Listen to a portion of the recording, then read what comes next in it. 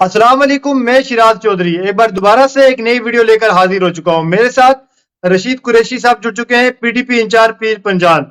बाखूबी आपको मैं बता दूं नाजरीन, मैं आप इनसे तफसीलन बातचीत करने लगा हूं। एक स्टेटमेंट जो भाजपा के एक लीडर जो एक भाजपा के वर्कर हैं सतीश भार्गव मेंढर से, उसी इलाके से रशीद कुरैशी साहब भी हैं। कुरैशी साहब जरा ये समझाने की कोशिश करिएगा, इस स्टेटमेंट को आप किस तरह देखते हैं? पाँव के नीचे से जमीन निकाल लेंगे, 47 का जिक्र होता है, उसके बाद अगर मुसलमान है तो फिर अल्लाह तबाह करेगा, इस तरीके का कहीं ना कहीं उन्होंने पहाड़ी में इसका जिक्र किया जी।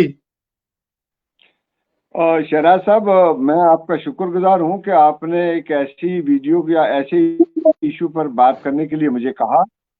देखिए, जी मैं इस तरीके की जो स्टेटमेंट है उसको हम कंडेम करते हैं। देखिए, ना तो सोसाइटी में इस तरह की सोसाइटी की गुंजाइश है।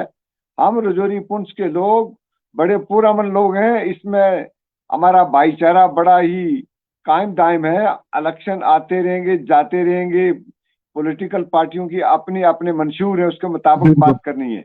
लेकिन इस तरीके से एक मीटिंग बुला के पार्टी के बीजेपी के वर्कर्स की मीटिंग में बैठ के ओपनली इस तरह से बात करना, मैं समझता हूं कि ये बदकिस्मती है हमारी। अगर इस तरह से ये कहना कि हम पाँव से मिट्टी आपकी खींच लेंगे और जो डम आपने हमें लगाई 1947 में, वही डम हम आपको लगाएंगे, ये बात मेरी समझ से बाहर है। कि 1947 का जिक्र करना इस वक्त, ये मुझे लगता नहीं है कि सतीश भार्गव साहब की अपनी स्टेटमेंट हो सकती है।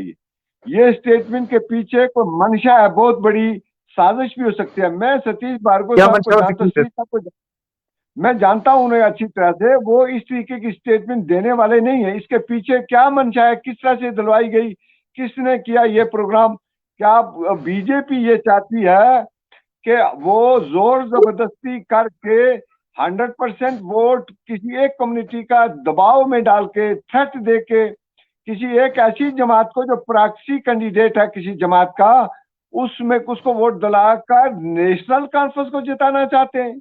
या उनकी ये मर्जी है कि अगर उन्होंने कोई कैंडिडेट अपना जाहिर नहीं किया, वक्त पर नॉमिनेशन भरी नहीं, तो पहाड़ी पूरी कम्युनिटी ने तो ये वादा किया था कि एहसान का बदला एहसान।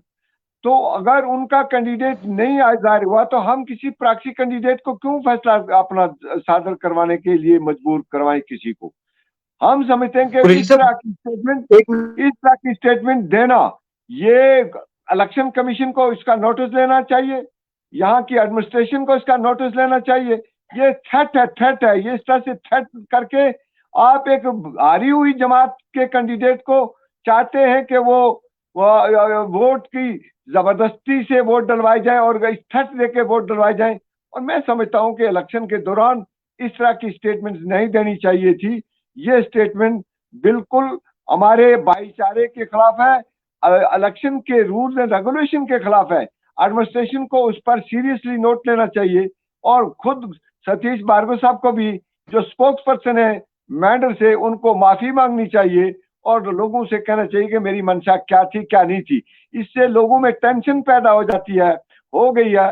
मैं समझता हूं कि ये स्टेटमेंट जितना जल्दी हो इसको वापस लिया जाए उनको, या उसको उसको पूरे लोग मिलकर इसको कंडम करें। मैं भी इस स्टेटमेंट को स्ट्रांगली कंडम करता हूं। ना कोई गुंजाइश है ऐसी सोसाइटी में बात करने की।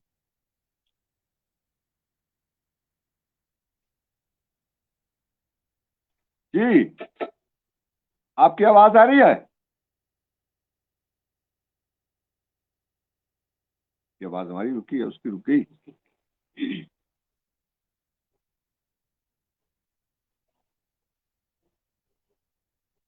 क्या करें?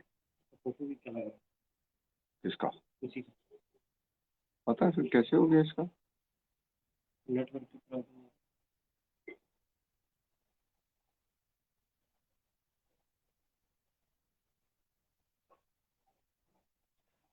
इसको हटा दें फिर अब। मैं तो हिल रहा हूँ।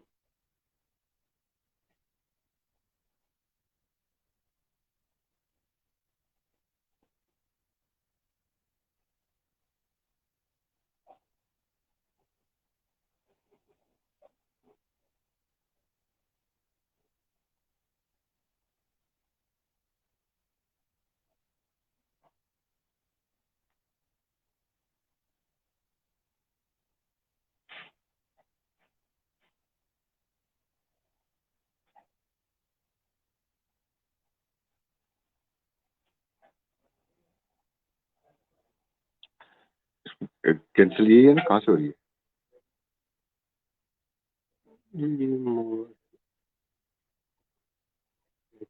करूँ क्या? नहीं हो रही।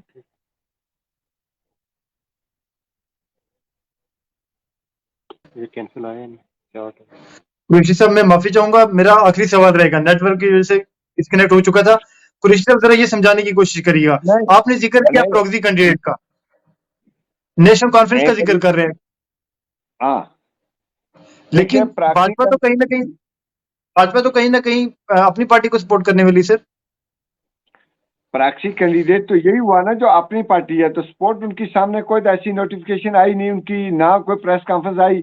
देखिए उसमें जब उन्होंने बीजेपी ने अपना कैंडिडेट यहाँ नहीं उतारा, तो उस वक्त तो हमारी जो बातचीत थी, जो पार्टी पूरी कम्युनिटी की, तो वो थी कि एहसान का बदला एहसान। लेकिन बीजेपी ने अब काफी अरसे के बाद जब नॉमिनेशन हो गई, विड्रॉल का टाइम हो गया, उसके बाद उन्होंने कहा कि जी आप अपनी पार्टी को, वो भी साफ तौर पर तो किसी जगह नहीं कहा। अगर वो इस तरीके से जोर जबरदस्ती थ्रेट करके समाज में तकसीम करके इस तरह की बातें करके 47 का पार्टी कहाँ जिम्मेदार है 47 का किसी के लिए? उन्होंने कहा जो जो हमें दम लगे तो वो दम आपको भी लगेंगे, आपके पाँव से जमीन निकाल दी जाएगी, खींच के निकाल दी जाएगी। तो इससे लगता ये है कि अपनी पार्टी के जो कैंडिडेट हैं उनके उनके फेवर में बीजेपी वोट डलवाना चाहती है, जोर जबरदस्ती से, थ्रेट से। इसीलिए कभी आए दिन एक बहाना, कभी दूसरा बहाना। और ये स्टेटमेंट इस आज का देना, मैं समझता हूँ बदकिस्मती है, हमारी रजौरी पुंछ के अवाम की बदकिस्मती है, पूरी इलाके की बदकिस्मती है। मैं समझता हूँ कि इस तरह की स्टेटमेंट ना ही काबिल कबूल है, ना ही ये समाज के हक में, हम इसको कंडेम सर, करते हैं तो ऐसी इस सब स्टेटमेंट को। वहां पर एक्सएमएलसी प्रदीप शर्मा भी मौजूद होते हैं, वहां पर आपके मेंटर के डीडीसी वाजिद टिक्कू साहब भी मौजूद होते हैं। देखिए ये वीडियो की अथेंटिसिटी को तो मैं कुछ कह नहीं सकता, हमने भी देखा है कि वहां मीटिंग जी में सारे लोग मुझसे वो नाम भी ले रहे हैं, मैंने देखी है, बात की है। जी अगर ये बात वाकयातन हुई है इस तरह से, तो मैं समझता हूँ जो जिम्मेदार वहां थे उनको इसे वजाहत करनी चाहिए कि ये किस संदर्भ में, किस सिलसिले में ये बात कही गई है। और देखिए साफ शफाफ अल्फाज में उन्होंने एक किस्म की थ्रेट दी है।